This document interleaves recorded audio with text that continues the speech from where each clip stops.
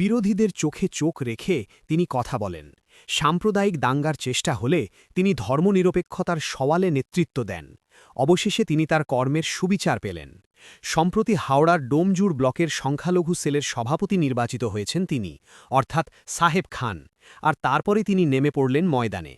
তার কথা, ডোমজুড় বাঁকড়া সর্বত্রই সমস্যা দূর করবেন, সংখ্যালঘু ভাইবোনেদের জন্য লড়বেন, দিদির হাত শক্ত করবেন। জেলা পরিষদের কর্মাধ্যক্ষ তথা ডোমজুড় ব্লক তৃণমূল কংগ্রেসের সভাপতি তাপস মাইতির নির্দেশে এলাকার উন্নয়ন করবেন বলে জানান সাহেব খান। তার সম্পর্কে শেখ রবিউল ইসলাম জানান, সাহেব খান বিরোধীদের চোখে চোখ রেখে কথা বলেন। একসময় হাওড়ার ডোমজুড়ের সলপে সাম্প্রদায়িক সম্প্রীতি নষ্ট হবার চক্রান্তের বিরুদ্ধে নেতৃত্ব দিয়েছিলেন তিনি।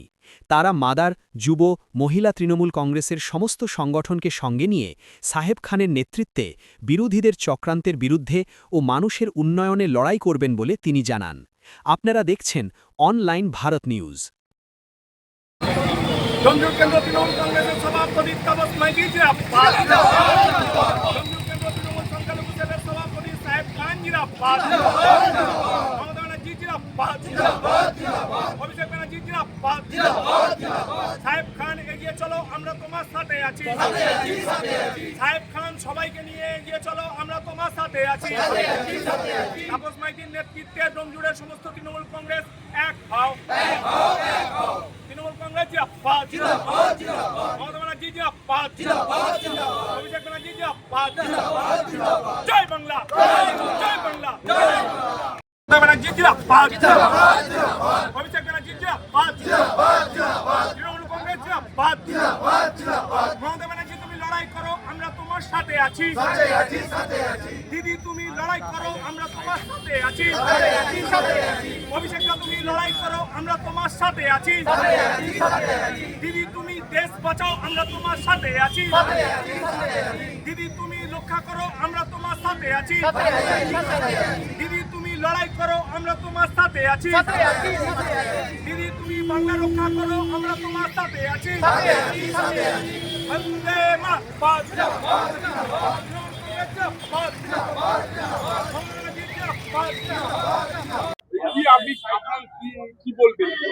আমরা বলতে চাই যে আমরা এতদিন পর যে সংখ্যালঘু আমরা সভাপতি পেয়েছি, এই ভাই আমাদের দেখেছি। সাহেব খানের যেটা সব থেকে বড় গুণ আমরা মানি, বিরোধীদের চোখে চোখ রেখে প্রতিবাদ করা। আমরা বিগত দিনে আমরা দেখবেন, আপনারা খবর শুনবেন, সলপে যখন ঝামেলা হয়েছিল, একটা সাম্প্রদায়িক ঝামেলা তৈরির একটা চক্রান্ত করা হয়েছিল, সেই সময় কিন্তু সাহেব খান একটা সামনে থেকে নেতৃত্ব দিয়েছে, আমরা দেখেছি। এবং হিন্দু মুসলিম যাতে আমরা এখানে ডোমজুড় বিধানসভা কেন্দ্রে সবাই শান্তির সঙ্গে বসবাস করতে পারি, সম্প্রীতির সঙ্গে বসবাস করতে পারি, তার জন্য একটা দৃষ্টান্ত স্থাপন করা হয়েছিল তখন। ঠিক আছে, আমরা মাঠে থেকে আমরা সবাই শান্তির জন্য আমরা কামনা করেছি। তো এরকম একটা ছেলে দলের দায়িত্ব পেয়েছে, আশা করব এর নেতৃত্বে শুধু সংখ্যালঘু বলে নয়, যুব, মাদার, মহিলা সবাইকে একত্রিত করে নিয়ে আজকে আপনারা মিছিলে দেখেছেন, এখানে তো শুধু সংখ্যালঘু নেই। ঠিক আছে, আমাদের ডোমজুড় বিধানসভা কেন্দ্রের প্রত্যেকটা 15টা অঞ্চল, সেই 15টা অঞ্চলের প্রত্যেকটা অঞ্চল থেকে লোক এসছে। এটা স্বতঃস্ফূর্ত ভালোবাসা। এই ভালোবাসা চক্রান্ত করে, বিরোধীরা চক্রান্ত করে, ষড়যন্ত্র করে বা মানা করে এই ভালোবাসা আপনারা আটকাতে পারবেন না। আমার নাম শেখ রবিউল ইসলাম।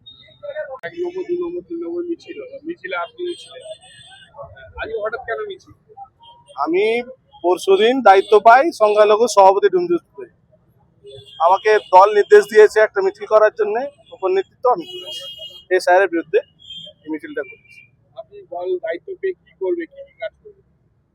আমি সংখ্যালঘু লোকের জন্য কাজ করব। আমি যখন সংখ্যালঘু সভাপতি হয়েছি, সংখ্যালঘু সংগঠনকে ভালো স্ট্রং করার চেষ্টা করে দিদির হাত শক্ত করবো।